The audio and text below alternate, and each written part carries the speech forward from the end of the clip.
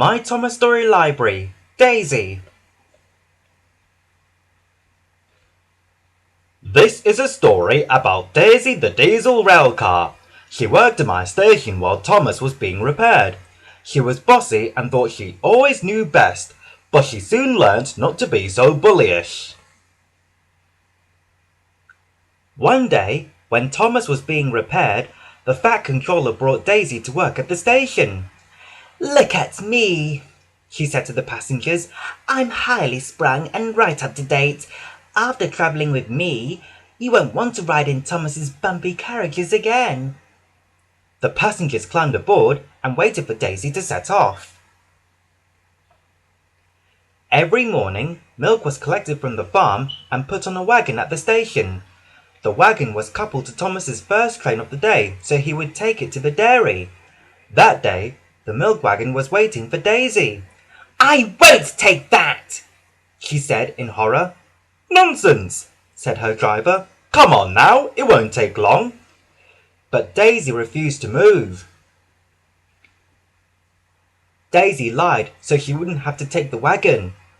"My fitter says I'm highly sprung and pulling is bad for my swerves," she said.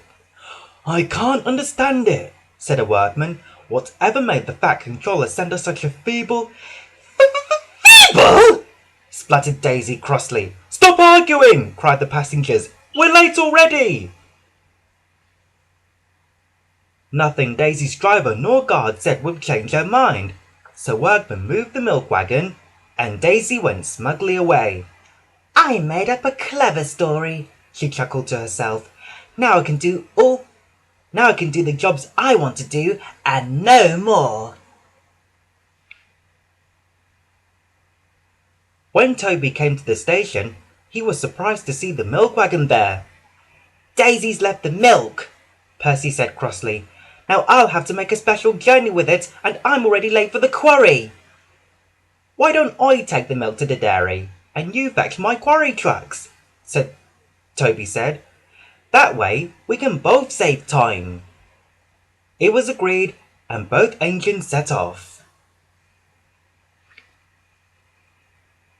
A little later, Toby met Daisy at a junction. She laughed at his side plates and cow catchers. Toby explained that he had them to stop animals being hurt if they got on the track in front of him.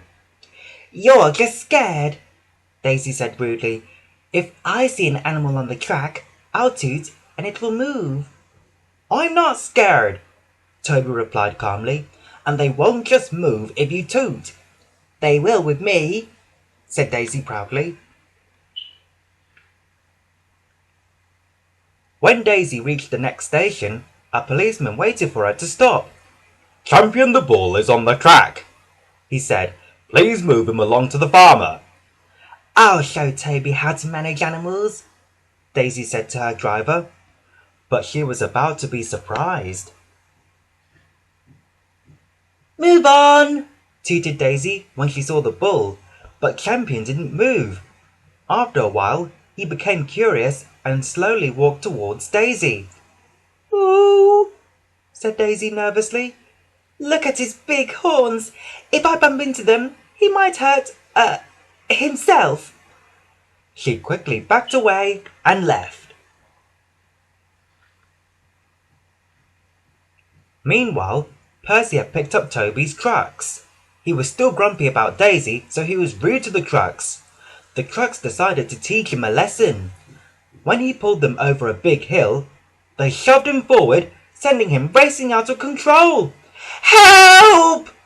Percy cried as he flew through a level crossing and crashed into some stone trucks in the yard. Toby was leaving the station when Daisy crept back. One of her passengers told him what had happened. "Now you know why my side plates and cow catchers are so useful," Toby chuckled. Just then, a workman told them about Percy's crash. "If you help Percy," Toby said to Daisy, "I'll take your passengers and move the bull." Daisy agreed, and both engines set off. Daisy worked hard all afternoon.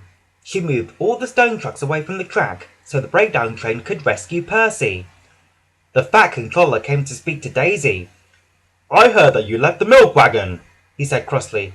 "I won't have lazy engines working on my railway. However, you have done a good job. Here, so if you promise to work hard and listen to the other engines, you can stay on." "Thank you, sir," said Daisy humbly. Thomas came back to work the next day. Daisy stayed on to help while Percy was being repaired. The fat controller was very pleased because she had worked hard and listened to the other engines. Daisy became good friends with the engines, and sometimes she even delivered the milk wagon for Thomas.